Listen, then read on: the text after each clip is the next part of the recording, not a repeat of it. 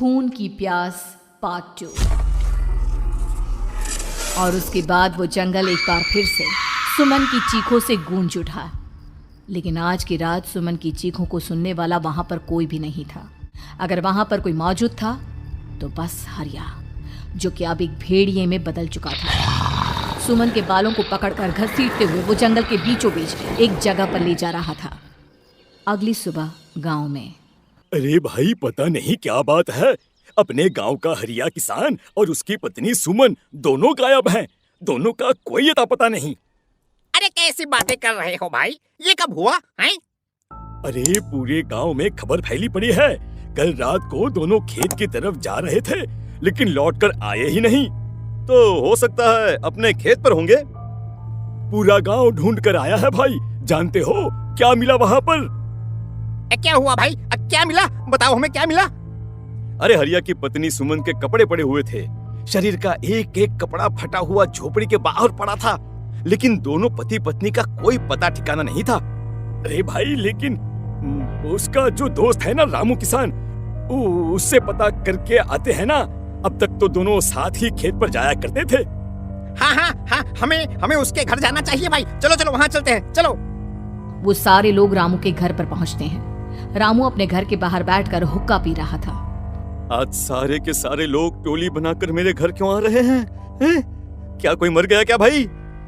अरे कैसी बातें कर रहे हो? तुम्हारा सबसे अच्छा दोस्त हरिया और उसकी पत्नी गायब है और तुम यहाँ बैठकर हुक्का पिए जा रहे हो हैं? रामू ने अजीब सी नजरों से उन सब गांव वालों की तरफ देखा, जिसकी वजह से वो लोग एक बार के लिए डर गए। गायब है?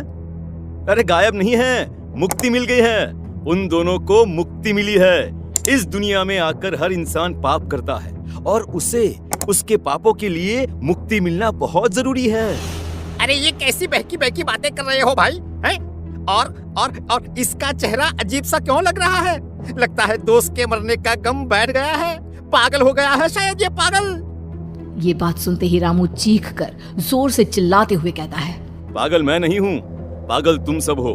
और ये शैतानी जंगल अब तुम में से किसी को नहीं छोड़ने वाला, सबको खा जाएगा। याद रखना मेरी बात। शैतानी जंगल? कैसा शैतानी जंगल? लगता है रामू पागल हो चुका है। हमें यहाँ से चलना चाहिए भाई। चलो चलो चलो। तभी रामू की पत्नी बाहर आती है। नहीं, आप लोग इनकी बात का बुरा मत मानिए। 2 दिन पहले हरिया के साथ खेत पर गए थे। जब से वहाँ से आए हैं तब से ऐसी ही बातें कर रहे हैं। भगवान जाने ऐसा क्या देख लिया उन्होंने, खेत में कुछ भी बड़बड़ाते रहते हैं। लेकिन गांव के लोगों ने कमला की कोई बात नहीं सुनी और वो सब वहां से चले गए। रात अब धीरे धीरे ढलने लगी थी। तभी अचानक किसी ने धीमी सी आवाज में रामू को पुकारा। रामू, आ जाओ, मैं तुम्हारा इंतजार कर रहा हूँ। और सुनो, अपनी पत्नी को साथ लेकर आना, नहीं तो काम अधूरा रह जाएगा। ये आवाज सुनते ही रामू के चेहरे पर शैतानी मुस्कुराहट आ जाती है। वो धीमे कदमों से अपने घर के अंदर आता है। क्या हुआ?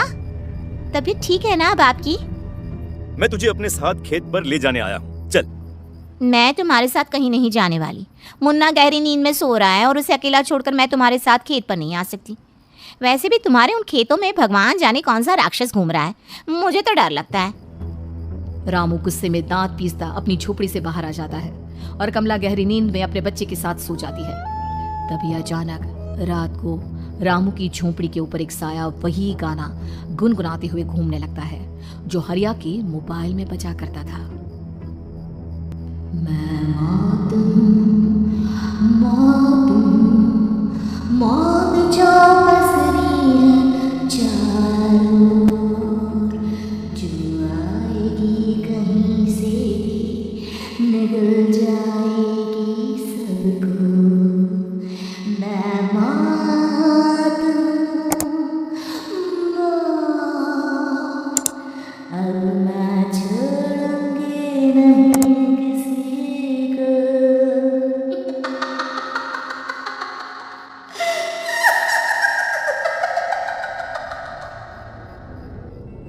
ये आवाज सुनकर रामू की पत्नी कमला की आंख खुलती है और वो देखती है कि उसका मुन्ना अपनी जगह से गायब था। कमला चीखते हुए बाहर दौड़ कर आती है। वहां पर उसने देखा कि रामू ने अपने बच्चे को झोपड़ी के बाहर एक पेड़ से उल्टा लटकाया हुआ था और उसका बच्चा चीख चीख कर रो रहा था। वहीं दूसरी तरफ एक साया बच्चे के ठीक नीचे आग जलाकर उसके चारों तरफ हैवानों की तरफ नाच रहा था। छोड़ दो मेरे बच्चे को। अरे क्या कर रहे हो तुम? शर्म नहीं आती तुम्हें अपने ही बच्चे को इस तरह मौत के हवाले करते हुए? अपना बच्चा? किसने कहा ये मेरा बच्चा है? अरे ये तो उस रामू की औलाद है, इस गांव के किसान रामू की, और मेरी दुश्मनी इस गांव के हर इंसान के साथ है। क्या? कैसी बात कर रहे हो तुम? और ये औरत कौन है? ये मेरे बच्चे को खा जाएगी। तभी अचानक से उस साया ने एक बेहद खतरनाक दिखने वाली औरत का रूप ले लिया और उसकी आंखों से आग निकल रही थी। सही पहचाना तूने। मैं तेरे बच्चे को खा जाऊंगी। अगर तू अपनी इस हैवान पति रामू के साथ जंगल नहीं आई, तो मैं तेरे बच्चे को खा जाऊंगी। लेकिन क्यों? आखिर क्या चाहती हो तुम मुझसे? मुझे जंगल क्यों ले जाना चाहती हो? औरत बुरी तरह से ठहाके मार मार कर जोर जोर से हंसने लगी और साथ में रामू भी। ये तो तुझे वहाँ चलने के बाद ही पता चलेगा ना। अगर तू नहीं आई तो थोड़ी देर में तेरा ये बच्चा आग में जलकर मर जाएगा। चल जल्दी।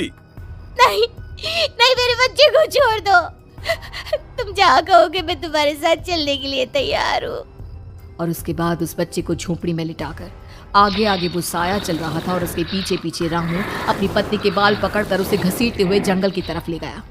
जंगल में जाने के बाद, कितनी खूबसूरत हो तुम। आज की रात बस तुम और मैं एक दूसरे के साथ रहेंगे।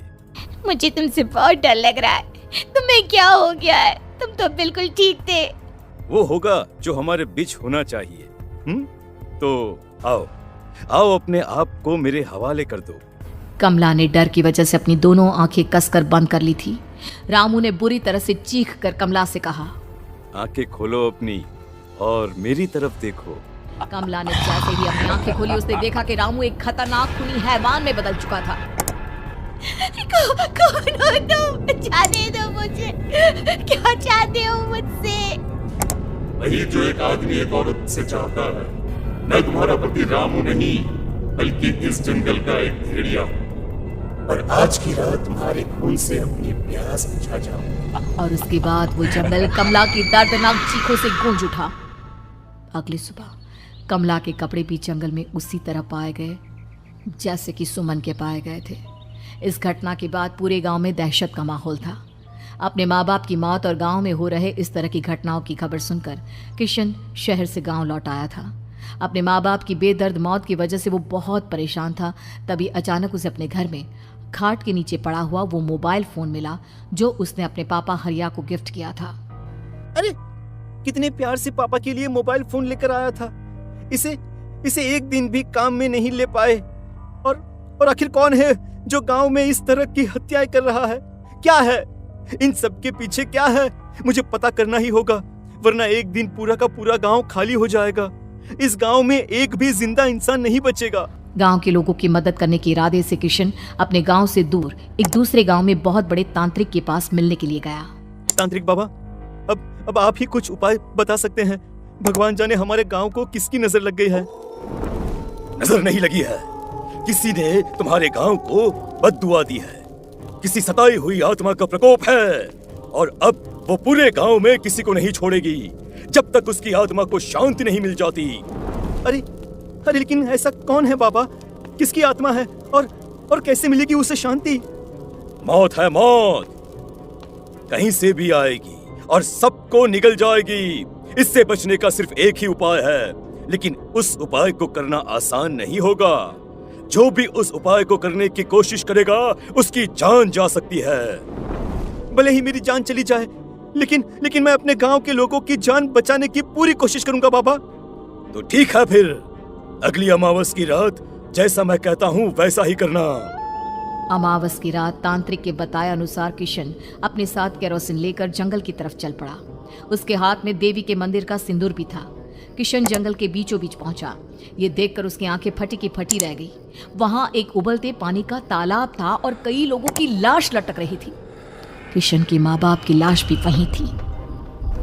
माँ, बापू, क्या हो गया? ये क्या हो गया? तभी वहां पर एक औरत और आदमी आते हैं। उन्हें देखकर किशन चौंक जाता है। गोपाल काका, आपकी तो 5 साल पहले मौत हो गई थी। और निर्मला काकी, आप? मौत तो हो गई थी, लेकिन तुम ये नहीं जानते कि हमारी मौत कैसे हुई थी। क्या क्या कहना चाहते हैं आप? कुछ नहीं, बस ये जान लो कि अब इस गांव में कोई जिंदा नहीं बचेगा। लेकिन क्यों काकी? क्योंकि 5 साल पहले इन गांव वालों ने मुझे डायन बताकर पत्थर मार मार के मार डाला। मेरी कोई गलती नहीं थी। गांव का एक बच्चा क्या लापता हुआ, सारा इल्जाम मेरी पत्नी पे डाल दिया। और जब मैंने निर्मला की जान बचाने की कोशिश की तो मुझे भी मार डाला। आपके साथ ये बहुत गलत हुआ काकी, लेकिन आप जो कर रहे हैं वो भी सही नहीं है ना? तुम यहाँ से चले जाओ वरना तुम भी नहीं बचोगे। हमारी आत्मा पिछले 5 साल से मुक्ति के लिए भटक रही है, चले जाओ यहाँ से। मौका देखकर किशन सिंदूर उन दोनों के ऊपर डाल देता है। उनका शरीर जलने लगता है और वो भयानक तरीके से चिल्लाने लगते हैं। अगले ही पल किशन उनके ऊपर कैरोसिन डाल देता है और वो दोनों जल जाते हैं। किशन अपने माँ बाप और दूसरी लाशों का अंतिम संस्कार करवाता है और अपने घर लौट आता है, लेकिन वो अभी भी इस बात से अनजान है कि मोबाइल अभी भी बज रहा था। मैं